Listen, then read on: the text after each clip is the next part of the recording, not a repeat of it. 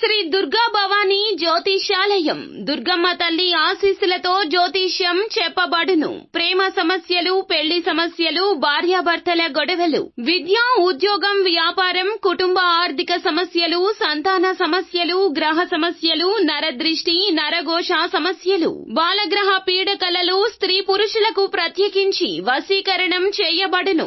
ఎటువంటి సమస్యలకైనా 100% పరిష్కారం చేయబడును. గురువు గారికి నమ్మకంతో కాల్ చేయండి. అన్ని విషయాలు ఫోటో చూసి ఫోన్ లో స్వయంగా చెప్పబడును. Guruji Krishnam Raju. Phone number 9030838194. Hi friends, అందరికీ నమస్కారం అండి. తులారాశి వారి జాతకులు సెప్టెంబర్ మాసంలో 28వ తేదీ శనివారం తిథి నాడు మీకు ఎలా ఉండబోతుంది, గోచర రీత్యా ఏ ఫలితాలు కలగబోతున్నాయో ఇప్పుడు మనం ఈ వీడియోలో తెలుసుకుందాము. అలాగే ఈ రోజున కాస్త మీకు చెడుగా అనిపిస్తుంది, మీ మనసు కాస్త ఇబ్బందిగా అనిపిస్తుంది. ఈ రోజున వీరి విషయంలో కాస్త మీకు నిరాశ, నిస్సత్తువ, విసుగు కలుగుతుంది. అయితే ఈ రోజున ఎవరి రీత్యా మీ యొక్క ప్రశాంతతకు భంగం కలగబోతుంది, ఏం జరగబోతుంది తదితర పూర్తి వివరాలు అన్ని కూడా మనం ఈ వీడియోలో సంపూర్ణంగా సవివరంగా తెలుసుకుందాము. అంతకంటే ముందు ఫ్రెండ్స్ వీడియోని పూర్తిగా చూడండి, అప్పుడే మేము ఏం చెప్పబోతున్నామో మీకు అర్థమవుతుంది. వీడియో గనక మీకు నచ్చినట్లయితే గనక లైక్ చేయండి. మీ లైక్ మాకెంతో సపోర్ట్ అండ్ ఎంకరేజ్మెంట్ గా ఉంటుంది.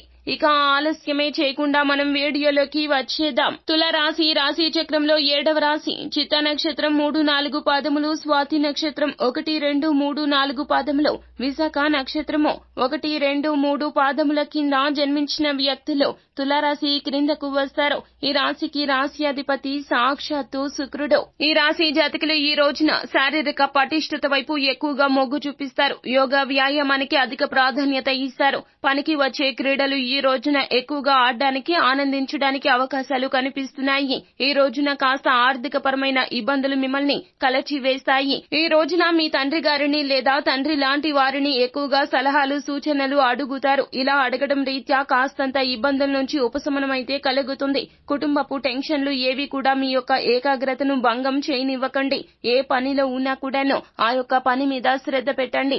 ఉద్యోగమైనా, విద్యార్థులు అయినా, వ్యాపారమైనా కూడాను చేసే పనిలో నిర్లక్ష్యాన్ని వహించొద్దు. సమస్యలు ప్రతి ఒక్కరికి ఉంటాయండి. సమస్యకు తగ్గ పరిష్కార మార్గాన్ని వెతకడంలో అలసత్వం చేయొద్దు. ఈ రోజున చెడు కాలంగా మీకు అనిపిస్తుంది. మానసిక ప్రశాంతత కాస్త దూరమైనట్లుగా అనిపిస్తుంది. అయితే బయట ఎన్ని రకాల ఇబ్బందులు ఉన్నా కూడాను ఇంట్లో ప్రశాంతంగా ఉండాలి అని అనుకుంటారు. ఈ రోజున మీ యొక్క ప్రియమైన వ్యక్తి అనగా జీవిత భాగస్వామి కావచ్చు, సోదర సోదరి మణులు కావచ్చు, లేదా కుటుంబ సభ్యుల్లో ఎవరైనా కావచ్చును, తల్లిదండ్రులు కూడా కావచ్చును, వారి యొక్క అవకతవకల ప్రవర్తన మిమ్మల్ని విసిగిస్తుంది. వారి యొక్క మాటలతో మిమ్మల్ని చాలా వరకు కూడా బాధిస్తారు. అలానే కోపాన్ని తెచ్చుకోవద్దు, ఆవేశాన్ని తెచ్చుకోవద్దండి. సమస్యకు తగ్గ పరిష్కార మార్గాన్ని వెంటనే వెతకండి. వారు ఏదైనా సరే విసుగులో ఉన్నా కూడాను మీరే అర్థం చేసుకోండి.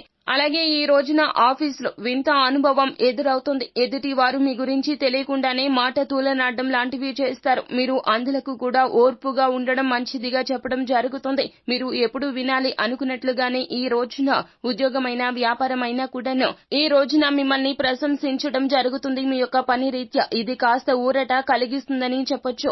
అలాగే అనుకోని అతిథి రాకతో మీ యొక్క ప్లాన్లు అన్ని కూడా పాడవుతాయి. అయినా సరే ఈ రోజున మీకు బాగానే గడుస్తుంది. సో ఫ్రెండ్స్, చూశారు కదా, ఈ వీడియో గనక మీకు నచ్చినట్లయితే గనక లైక్ చేయండి. అలాగే మరిన్ని వీడియోస్ కోసం మా ఛానల్ ని సబ్స్క్రైబ్ చేసుకుని ఫాలో అవ్వండి.